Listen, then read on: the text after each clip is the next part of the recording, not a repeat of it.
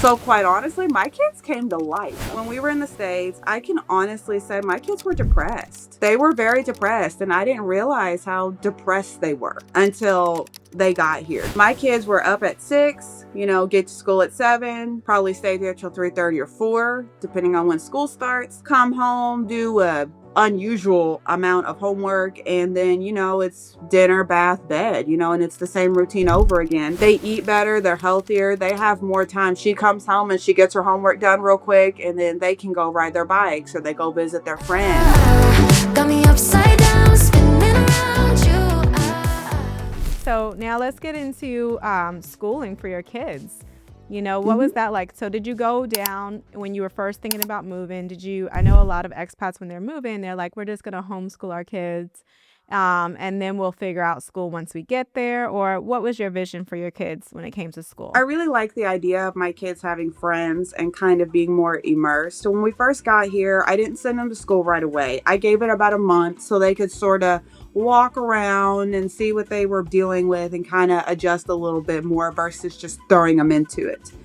Then about a month and a half after, my mother-in-law came to me and said, why don't you just go up to the school? So me and my husband went up to the school to look at everything. And mind you, this is the school my husband went to. So he was all like excited. And when we first went in, it definitely was different because schools in the States where things happen, they have to enclose everything to keep everybody okay. Right. Well, here the school is like open, like there's no roof. Like when you go in, there's classrooms and those classrooms have roofs. So it's kind of like an outdoor mall. Like there's no roof, but there's all the buildings encased, right? So when we went in, they had the big arch and it's got 2 big doors that open. We go in and the principal was nice. He sat and talked to us and he was actually asking us questions. And when I was answering them, he just kept looking at me like, why do y'all do it like that? Like to him, it didn't make any sense. Like when he asked me how long school was in the States, I said, better 6 to 8 hours. And you might get 2-3 hours homework after that. And he didn't like that. He said, that sounds awful. And I said, believe me, nobody over there likes it either. You're going to hear a lot of complaining over there. And then we had a chance to meet with the teachers, and the teachers were super nice. They actually have a group chat through WhatsApp. All the teachers have one with all the parents, and that's how they tell us if kids are leaving early, expect them, or if we have meetings, or if your kid's been naughty, they will text you and say, when you have time, you either need to come see me or call me. It's a very happy school. And when I came up, the kids were running outside. They only there for half a day. They only go from 8 to 12:30, and sometimes not even that. It just depends on what they've got going on in that day. But the kids are generally happy there. I've went several times and the kids are running outside, but yet they come home with homework. Kenzie's only came home with 2 or 3 sheets at max, and not very large sheets, just enough to get the information, and that's it. And actually, Kenzie's been going for a year and a half now. And she's gotten to a point, she's not perfect yet, but she's gotten to a point where she's starting to do all her homework in Spanish. She will tell you that she's not fluent, but she's figuring it out as she goes. Nice. So your husband didn't teach them Spanish then before? No. So what happened there, the people that were teaching my kids Spanish was my in-laws, because everybody else works in the States. Nobody had time to sit and talk to my kids 24/7. But then when they left, I stayed home due to financial reasons, and Daniel was working 12-13 hours. So honestly, it was just a missed opportunity that we didn't get to do, but they're learning it now. And Kenzie was really the only one that truly spoke it as a child. And then when her grandparents left, she lost it because I didn't know it. And I was young. I was 20, 23 at the time when they left. So I was young and didn't think maybe I should learn it for myself. I had a bunch of other stuff going on in the midst of all that. So no, they didn't learn it as kids, but they're learning it now. So I'm not stressed about it. Oh, no. The reason I was asking you because I wanted to know if they kind of had an idea, like some, if they had an advantage over other kids going in. I see. As far as like, it made an easy transition for them. Oh, no, you're good. Kenzie, I think, had a better chance of it because she actually spoke it a little bit. So it kind of clicked in a little bit on her. Now, Sophia never really spoke it at all, but she heard it a lot. Sophia is probably the one that she might take a little extra time, but she is figuring it out. And I love my little girl so much because she's so bubbly. Like, she just likes to be with people. So she's always trying to talk to them. Aw. And she's always like, she literally will come home by herself. She does her Duolingo every day. I don't have to tell her. And she's like, I'm going to learn it, Mom. I'm going to do it.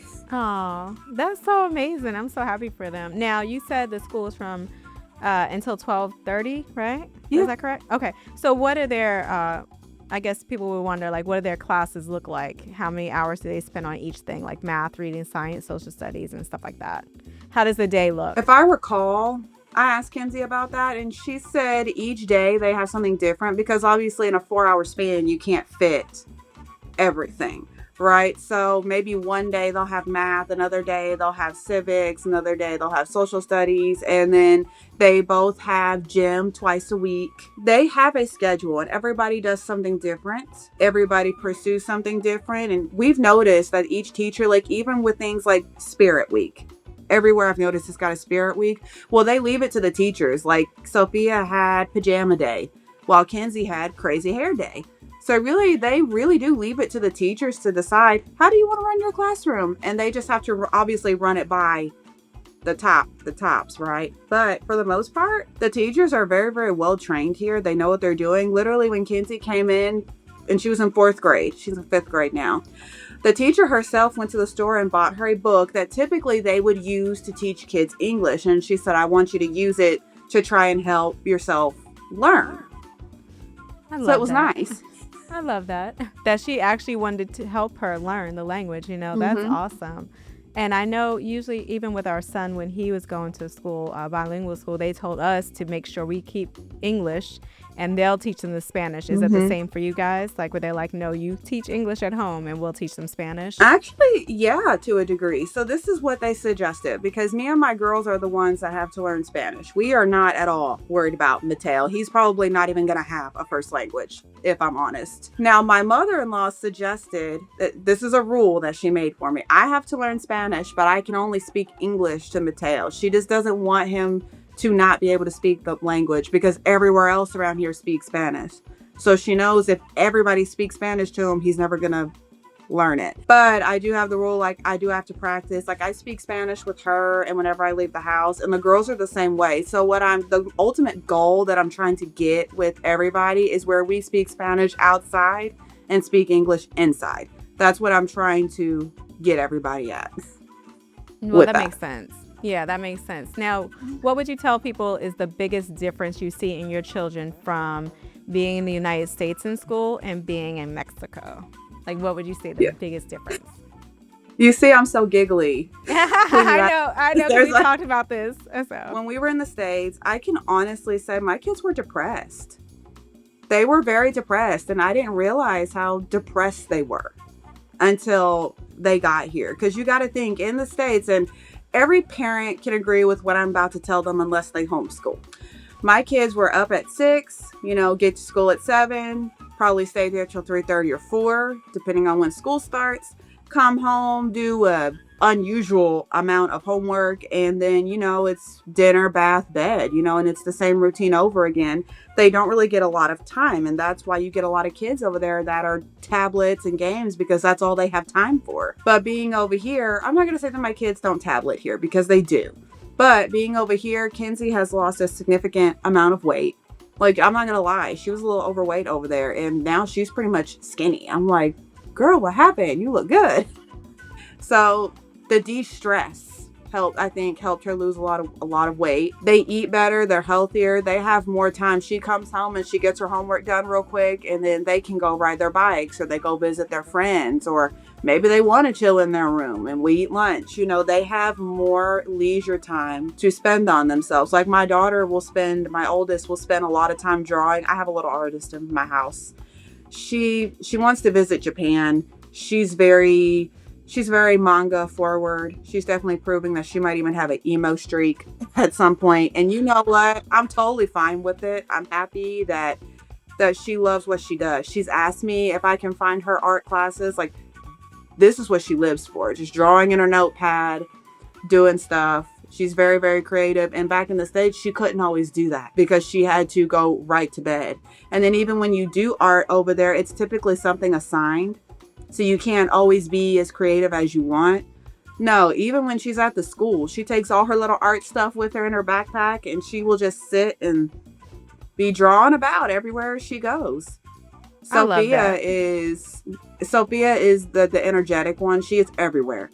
She's on her bike playing soccer, doing this. Even Kinsey has picked up soccer, and she's not a sports person at all, but she likes to play soccer. So quite honestly, my kids came to life. It was really good talking with you. And again, hopefully we could do this again. All right, it was good talking to you too. You guys have a fantastic day. You as well. Thanks so much for watching this segment of La Pointe Life. If you want to watch the full episode, click this box below. And if you want to see more of our podcasts or just family-friendly content, like travel adventures, restaurant and activities, traveling with kids, or just ways to get outside of your neighborhood and see more, make sure you visit our full gallery here at La Pointe Life on YouTube.